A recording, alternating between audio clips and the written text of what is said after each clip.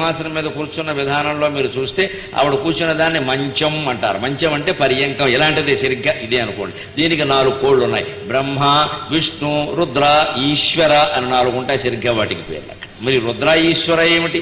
ఈ సదాశివుడు ఏమిటి? సదాశివుడు మూలమైనటువంటి పరమాత్మ. ఆయన సృష్టి కోసం బ్రహ్మగా మారాడు, పాలన కోసం విష్ణువు రూపాన్ని ధరించాడు, సంహారం కోసం రుద్ర రూపాన్ని ధరించాడు, దీన్ని కనబడనీయకుండా వెనక్కి తోసేయడం కోసం తిరోధాన క్రియత్వం కోసం, తిరోధాన కర్తృత్వం కోసం ఈశ్వర రూపాన్ని ధరించాడు.